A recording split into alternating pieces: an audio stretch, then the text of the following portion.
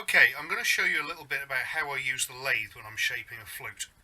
So, if I just direct that light away from there a little bit, you'll be able to see that there's a ridge there. That's where I finished cutting this piece.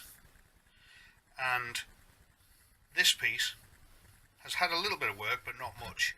So, I've got the tool rest set up really close to the piece, but I've checked that rotating it doesn't get the tool rest hit while the piece is rotating. So the reason I shine this light on there is so that, can you see here, the shadows and highlights caused by the light hitting it. Now those help me to figure out where there are deeper cuts that I need to even out in the piece. Now you're not going to be able to hear me speaking while I'm working, so I'm going to do all the talking now. This is the tool I'm using. It's a very large tool called a roughing gouge, but contrary to its name, it's not just used for rough cutting, it can be used for fine cutting as well, and I've used this to smooth this piece off here, but I use it in a particular way. Now if you use it like this against the piece, so that the U shape is against it, you'll cut a gouge. You'll cut a notch in the piece. But if you use it like that and tilt it back a little, you'll notice that this edge is beveled against the piece. Now if I just touch it lightly,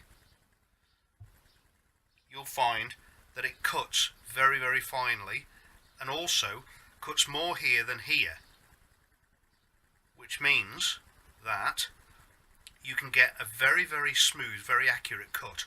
Now you do just have to literally touch against the piece. You're moving tenths of a millimetre at a time, which is what brings in the need for skill.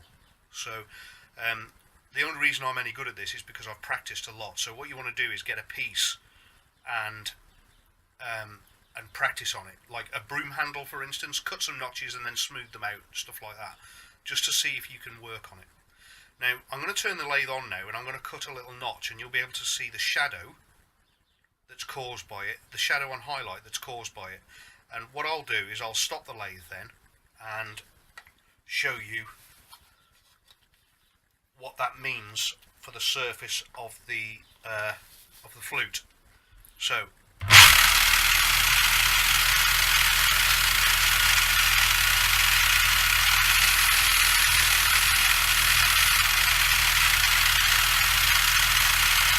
shadow, highlight.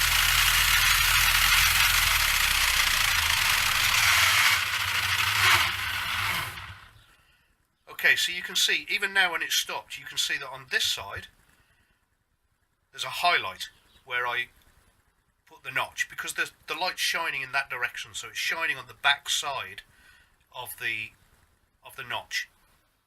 And there, on this side, there's a shadow, because the light's shining over the top of it and isn't impacting that back surface.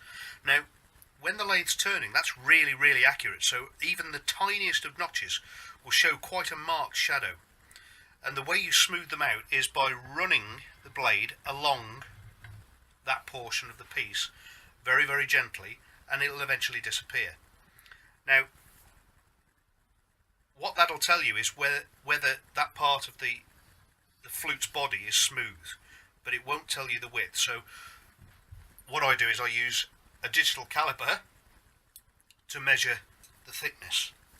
Now open it all the way out and I measure there, and I'm getting 28.1 millimeters. Now if I measure along there, I'll get anywhere between 27.8 and 28.1. That's close enough for me. 0.2 of a millimetre, handmade, I think is pretty good. But this piece here is going to be about 40 millimetres, perhaps even more. So I need to cut it down to approximately this thickness and then measure it again and see where we're at.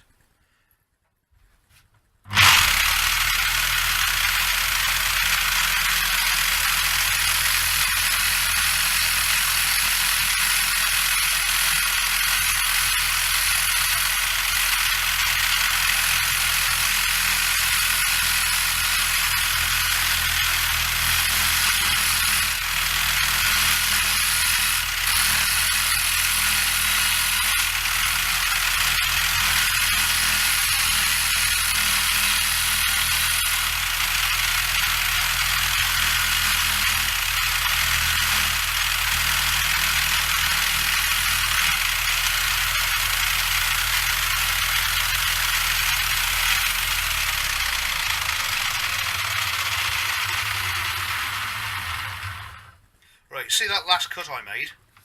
I went zzz, like that. Now if you move the tool too fast, you'll see lots and lots of evenly spaced shadows along here. And what that's caused by is you're cutting a spiral along the body of the flute. That means you've moved the tool too fast. So you've got to keep the tool at a low speed so that it cuts all the way round before moving on to the next piece.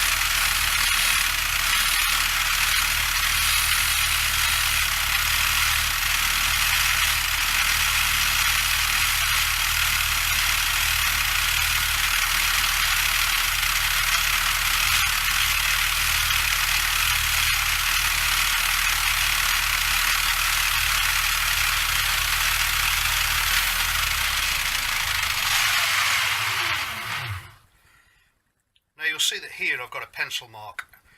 That's coming in very, very useful now, because while the lathe is moving, it's very, very difficult to see where you finished last and where the thickness starts to change. So if I put a pencil mark there, it means that I know I've cut up to there and I've measured that that's the right thickness. Here I think I've gone a little bit deep, but that's okay, because I can start from here and move along and cut this back to this depth. So if I measure at the pencil mark, I've got 28.1. If I measure where I thought I was a bit deep, oh no, I'm 28.6. So that shows you just how much your eye can mislead you. So I've got 28.6 there rather than 28.1 there, so I've still got a little way to go. But that's okay, because I can see a step there. So I've got lots more to go here. But again, I'm not cutting deep because the flute's not a balanced flute, as you can see from its shape here. It's not balanced, so if I tried to cut deep, I would start to shake it to pieces. So I've got to cut very, very gently while it's out of balance. And then as it gets closer to my depth, I don't want to cut deeply because I'll cut it too deep.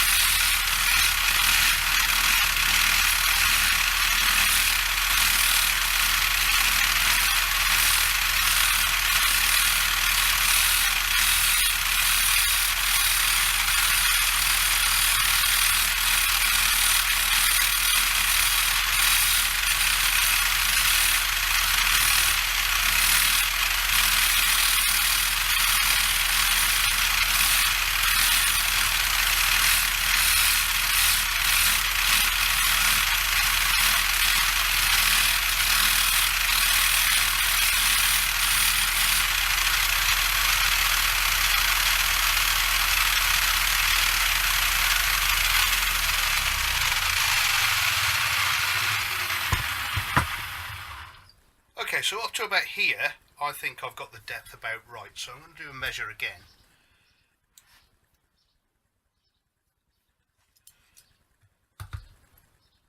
Right, I've still got 2903 there.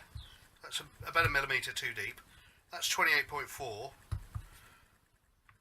And at my pencil line, which is now vanished because I cut there a little bit, it's 28.5 and 28.3 the other side of it. So I think I can still smooth out from here that way a little bit, and also there's a lot more depth to be taken here. I think there's, yeah, that's 30, that's 32, that's 32 and a half. So again, we've still got some work to do, but I'm going to stop the video now and I'll do it at high speed.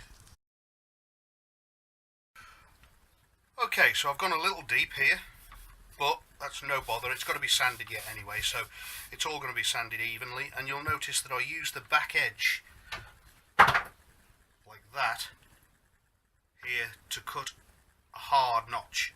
That means I'll know where I'm cutting up to when I start doing this piece. So undo the clamp, move the tool rest, spin check, redo the clamp. Now then, this part of the flute is extremely unbalanced, as you can see.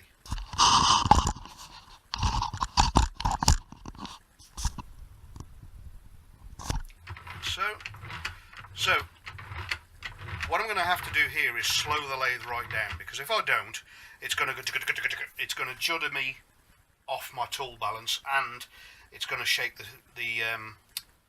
flute to pieces. I'm just checking end float, because my lathe is actually a drill in a grizzly running track. So what I'm doing is taking care of the drill, taking care of the lathe, and taking care of the flute. So there's no end float still, so I can just carry on and start chopping. Now I'll turn the speed right down on the lathe. You'll hear the difference, and also you'll hear the difference when I start cutting, because it'll be quite juddery and quite noisy.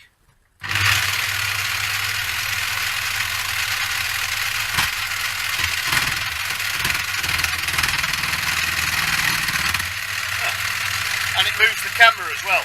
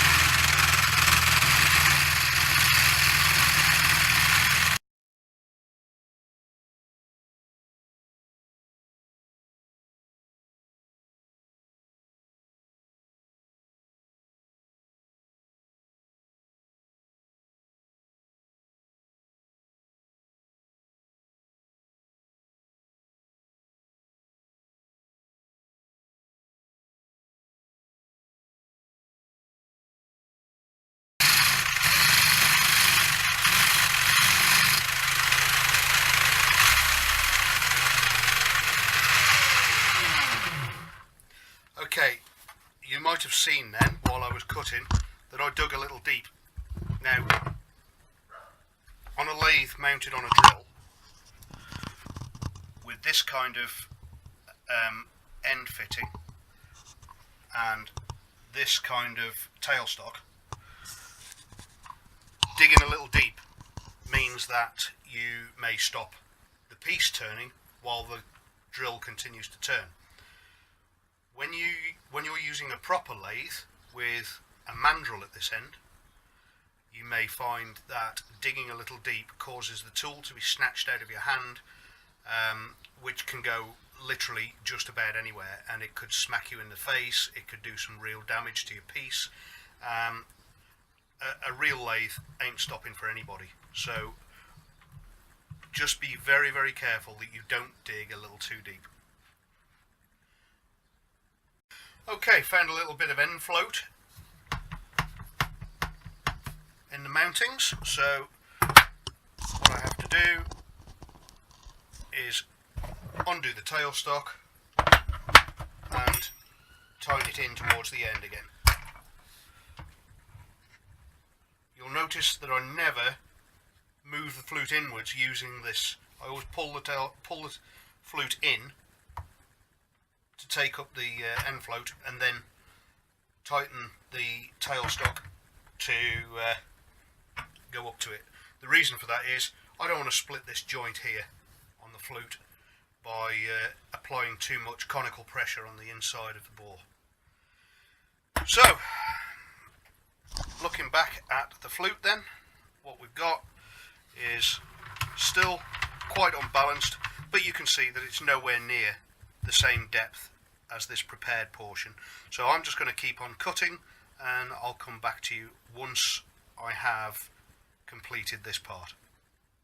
Okay, so now we've got the flute cut almost up to the point where we need to stop. So I've taped. That's an obvious indication, even when the lathe's spinning, that you've got to stop cutting here. So what I need to do is to make sure I've got the tool rest positioned, and then to cut a slope between this edge and the do not cut area. So all I've got to do is make sure that I cut deeper and deeper as I get closer to this end, but not too deep at any time because of the reasons given earlier, because it'll notch and stop the piece turning. So what I need to do is to cut more often at this end than this end, but I still need to pay attention here so that I've got a smooth curve. Off I go.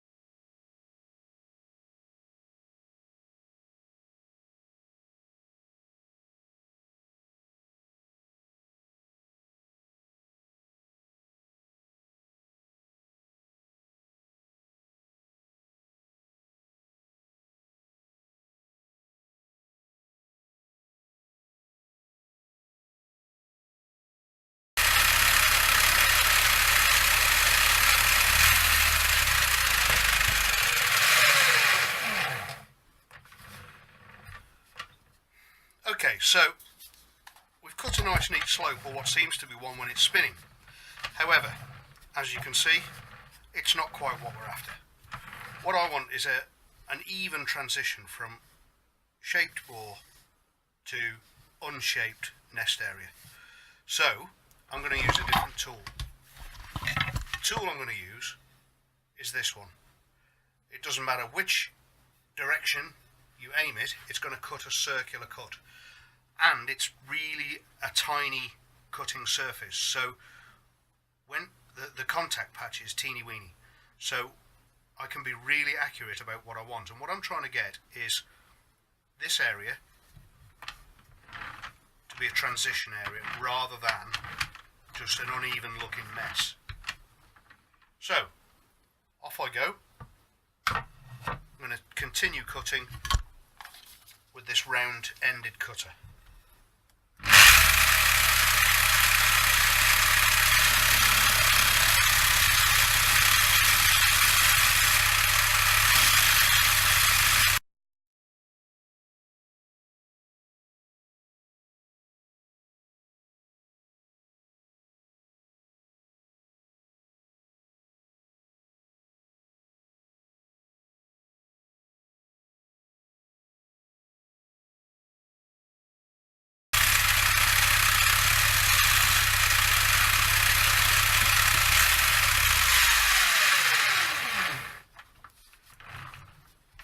that's much better, but it's still not quite there.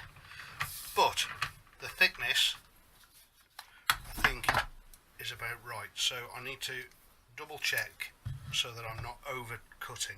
Now I've still got, no, I've got about 0.1 of a mil to go, but I've still got this.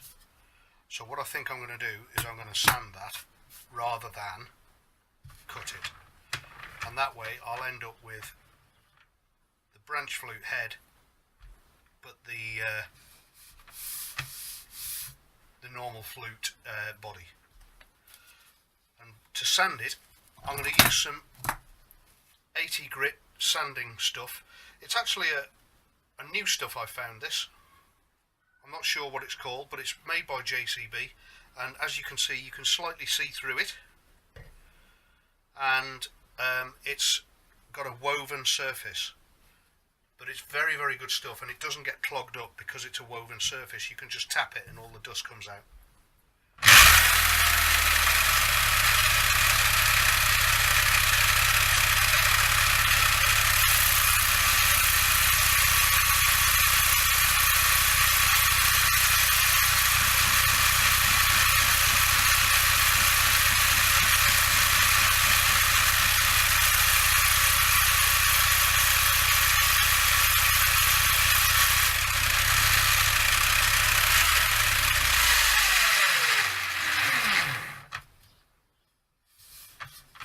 That's getting there now, and what I can actually do now is just sand that manually.